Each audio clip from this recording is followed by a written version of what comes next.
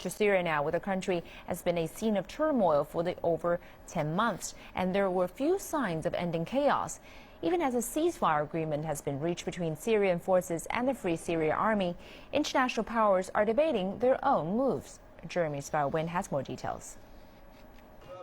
A senior opposition leader in contact with local residents said Syrian forces have pulled back from a rebel-held town near Lebanon after an agreement with insurgents to end fighting.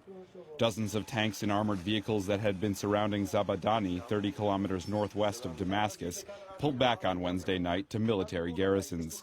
The move comes at a time of growing international interest. During January 21st and 22nd, the Arab League will meet to assess a report submitted by their observers. And some analysts believe this report will mark a critical point of decision. For some Western countries, a harsh report would help them justify further action.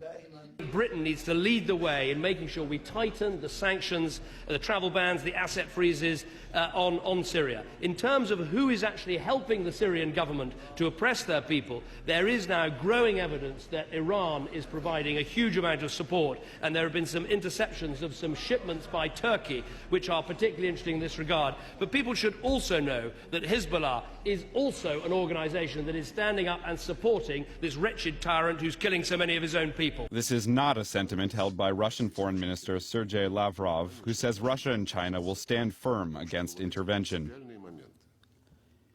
We will insist, and we have an understanding with our Chinese colleagues, that this is our common position, that these fundamental points be held onto in any decision that may be taken by the UN Security Council.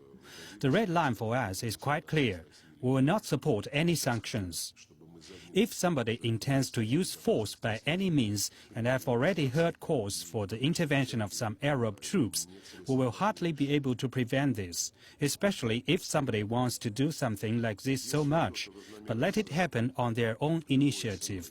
Let it be on their conscience. They will not receive any authority from the Security Council. Some analysts say the key imperative for Syria is to implement the Arab League initiative, which would have the country work through peaceful political dialogue to resolve its crisis. But in any case, the international community will continue to pay careful attention as the situation unfolds. Jeremy Sparrow-Wynn, CCTV.